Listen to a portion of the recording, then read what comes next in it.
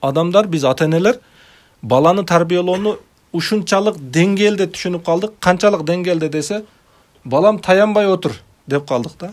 Ушул ата-эненин тарбиясы. Ой балам, таянбай түз отуруп тамагыңды же. Ушул баланын тарбиясы деп түшүнүп калдык ата-эне. Неге? Ата-эненин өзүнүн деңгээли ошончолук. А негизи шарият эмнени айтат? Балага тарбия берүүдө баланы 7 жаштан намазга буйруу, 9 жаштан намазга мажбурлоо деп шарият үйрөтөт. Биз бүгүн балабыз келип отурса, балам, бүгүн күндү эмне менен кечкирттиң? Бүгүн Алланын өкүмүн аткардыңбы? Эч бир инсандын укугун тебелебедиңби? Эч бир инсандын малын жебедиңби аксыз? Деп тарбиялашыбыз керек, урматтуу тууган. Биз ушу деңгээлге жетишибиз керек. Тескерисинче тилекке каршы ушунчалык болуп калды.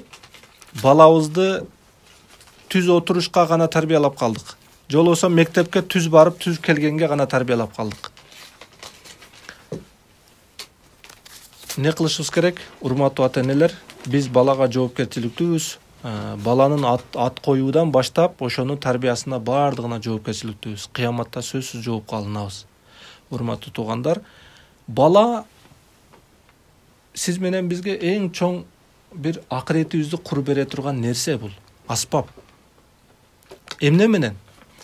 Эгерде балаңызды сиз динде тарбиялай турган болсоңуз, ошо бала дүйнөдө эле эмес, сиз акыретке кеткенде да акыретиңизге да жардам берип турат.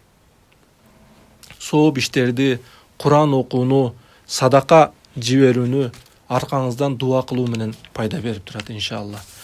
Ошондуктан балага жакшы тарбия берүүгө аракет кылайлы.